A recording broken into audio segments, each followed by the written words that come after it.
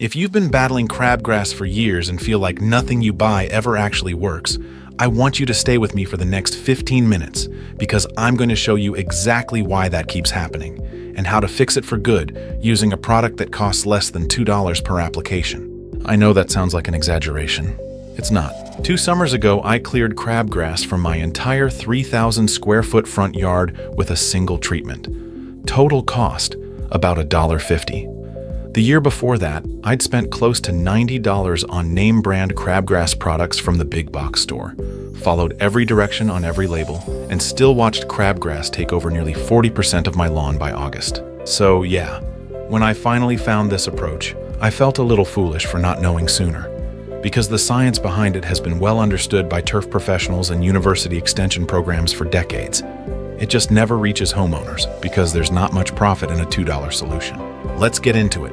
Before we talk about what works, we need to understand why most over-the-counter products don't. Crabgrass is what turf scientists call a summer annual. That means it germinates from seed every spring, grows through summer, drops thousands of new seeds in late summer, and then dies with the first frost. It doesn't come back from the roots. It comes back from seeds. Every single year, you're fighting a new generation. Here's the key insight that changes everything. Post-emergent crabgrass control, meaning killing crabgrass that's already growing, is dramatically more effective when the plant is young. We're talking about plants with fewer than 4 leaf blades, what turf scientists call tillers. Research from Purdue and Michigan State consistently shows that once crabgrass matures past the 3 to 4 tiller stage, most conventional herbicides lose 50 to 70% of their effectiveness. So if you've been spraying crabgrass in July or August and watching it barely flinch, that's exactly why. You're fighting a mature, hardened plant. The window for easy control has already closed. I did this myself for years.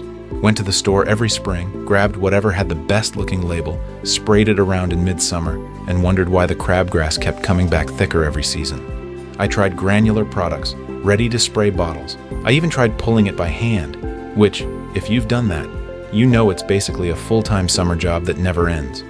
Once you understand the timing problem, everything else clicks into place. The active ingredient you want is called quinclorac. It's not new, it's not exotic. Lawn care professionals have been using it for years. The brand I've had the best results with is called Drive XLR8, made by BASF. You can find it online or at farm supply stores. A small bottle of concentrate typically costs between $12 and $20, and it's enough to treat most residential lawns multiple times over. When you do the math on a single application, about 1/3 of an ounce for 3,000 square feet, you're looking at roughly $1.50 to $2 per treatment.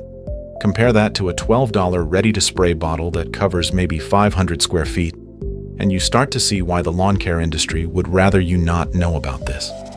Now let's talk about what grasses this is safe on, because this matters. Quinclorac is safe on Kentucky bluegrass, perennial ryegrass, tall fescue, Bermuda grass, zoysia, buffalo grass, and St. Augustine. The one type to be careful with is fine fescue. Some varieties can show temporary yellowing after application. If your lawn is predominantly fine fescue, do a small test patch first and wait 7 days before treating the rest. This is the most important part of the whole system.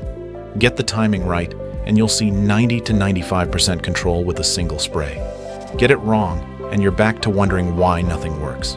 You want to spray when crabgrass plants are small, about 1 to 3 inches across with just 2 to 4 tillers. In most parts of the country, that window falls between late May and mid-June for cool season grass zones, roughly USDA zones 3 through 7. If you're in the warmer parts of the country, zones 8 through 10, with Bermuda or zoysia, crabgrass shows up a few weeks earlier, so you're looking at early to mid-May. The visual cue I watch for: flat, light green seedlings starting to appear in the thin areas of the lawn, especially along driveways, sidewalk edges, and anywhere the turf is a little sparse. When I see those first seedlings, I mark my calendar and plan to spray within 7 to 10 days. If the crabgrass is already thick, sprawling, and sending up seed heads, you've missed the prime window. You can still treat, but you'll likely need more than one application, and your results won't be as clean. For quinclorac concentrate, the standard rate is 0.367 ounces per 1,000 square feet, mixed into enough water to give you good coverage. I use a standard $15 pump sprayer. For my 3,000 square foot front yard, I mix 1.1 ounces of concentrate into about 3 gallons of water. Here's a critical detail a lot of people miss. Quinclorac needs a surfactant. A surfactant is a substance that helps the herbicide stick to the waxy surface of the crabgrass leaf instead of beating up and rolling off.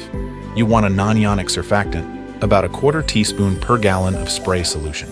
Without it, you'll get noticeably weaker results. I learned this the hard way my first season when I thought the product didn't work, and the problem was that I'd skipped the surfactant. When you spray, you want to coat the crabgrass leaves until they're visibly damp. Not dripping, just a light, even misting. Spray in the morning after the dew has dried but before the heat of the day sets in. Target temperatures between 60 and 85 degrees Fahrenheit. Above 90 degrees, you risk stressing your desirable turf. After you apply, leave it alone. Do not water for at least 24 hours, ideally 48. The quinclorac needs time to absorb through the leaf tissue and move into the plant's vascular system. If it rains within 6 hours of application, you'll likely need to reapply. Always check your forecast before you spray. Look for at least 2 dry days ahead. Within 3 to 5 days, you'll start seeing results. The crabgrass will begin to yellow, then turn a reddish purple, and finally brown out completely over about 2 to 3 weeks. That color progression is how you know it's working. If you still see green plants after 2 weeks, especially larger or more mature ones, you can do a second application. Just wait a minimum of 14 days between treatments. Killing the crabgrass you have right now is only half the job, because every plant that grew in your lawn this season has already dropped hundreds, sometimes thousands of seeds into your soil. Those seeds are sitting there right now, waiting for next spring. There are 2 things you need to do before winter. First, overseed the bare spots. Wherever crabgrass was growing, you now have thin or bare areas, and bare soil is an open invitation for more crabgrass and every other weed seed blowing through your neighborhood. Once the dead crabgrass is fully browned out, usually about 3 to 4 weeks after treatment, fill those areas in with quality grass seed. For cool season zones 3 through 5, a mix of about 60 to 70% Kentucky bluegrass with the remainder in perennial ryegrass gives you excellent cold tolerance and self-repair. For zones 6 and 7, a turf-type tall fescue blend is hard to beat for heat tolerance and durability. The ideal seeding window is late August through mid-September. Soil temperatures are still warm, air temperatures are cooling down, and you typically get more rainfall. Spread seed at 4 to 6 pounds per 1,000 square feet for tall fescue, or 2 to 3 pounds for bluegrass mixes. Lightly rake it into the soil surface, apply a thin layer of starter fertilizer, and keep the area consistently moist, not soaked, for the first 2 to 3 weeks until you see good germination. Second, apply a pre-emergent in early spring. This is your primary defense against next year's crabgrass. The product I use is prodiamine, sold under the brand name Barricade. It's inexpensive, widely available, and one application in early spring gives you up to 5 months of protection by creating a chemical barrier in the top layer of soil that prevents crabgrass seeds from germinating. The timing cue I use. When forsythia bushes in my neighborhood start blooming, I know soil temperatures are approaching the crabgrass germination zone. I try to get the pre-emergent down about 1 to 2 weeks before that point. In Zone 6, that's usually early to mid-April.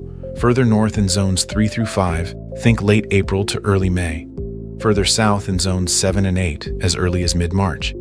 An $8 soil thermometer from any garden center removes all the guesswork. Push it 2 inches deep in a sunny area and check it a few mornings in a row. You want to get your pre-emergent down before the soil holds steady at 55 degrees. One important warning. If you overseeded in the fall and that grass is still establishing, do not apply pre-emergent to those areas in the spring. Pre-emergent doesn't distinguish between crabgrass seeds and desirable grass seeds. It blocks both. Wait until your new grass has been mowed at least 3 to 4 times before treating those sections. Let me close with the 4 patterns I see most often, because recognizing them can save you years of frustration. 1. Spraying too late. Homeowners notice crabgrass in July when it's thick and sprawling, and that's when they decide to act. By then, the plant is hardened off and most products can't penetrate effectively. Early treatment gets you 90 to 95% control. Late treatment gets you 30 to 40% if you're lucky. 2. Relying entirely on pre-emergent. No pre-emergent gives you 100% control. You'll always get some breakthrough in high traffic areas, along edges, or wherever coverage was uneven. That's normal. Plan for a post-emergent spot treatment in early summer as a routine follow-up, not a sign of failure. 3. Killing the crabgrass but not the conditions that caused it. Crabgrass thrives in thin, weak turf with compacted soil and bare patches getting full sun. If you don't overseed, you'll have the same problem next year. The spray is the easy part. The lasting fix is a thick, competitive lawn that simply doesn't leave room for crabgrass to establish. 4. Mowing too short. Research from Penn State and Purdue consistently shows that mowing at 3 to 3.5 inches significantly reduces weed pressure. Taller grass shades the soil surface, keeps soil temperatures cooler, and blocks light from reaching weed seeds. I raised my mowing height from 2 inches to just over 3, and I saw a noticeable drop in crabgrass pressure that very first season, before I'd even changed anything else. Here's the full system in plain terms. Identify young crabgrass early, late May to mid-June in most zones. Mix quinclorac concentrate at 0.367 ounces per 1,000 square feet with a non-ionic surfactant. Spray in the morning, in mild temperatures, with at least 2 dry days ahead. Expect full dieback in 2 to 3 weeks. Overseed bare spots in late summer. Apply proteamine pre-emergent the following spring before soil hits 55 degrees. Mow at 3 inches or higher year-round. That's the whole system. None of it is complicated, none of it is expensive, and it's backed by the same research that professional turf managers have been using for decades. Give it a try this season, and let me know in the comments what zone you're in and how it goes.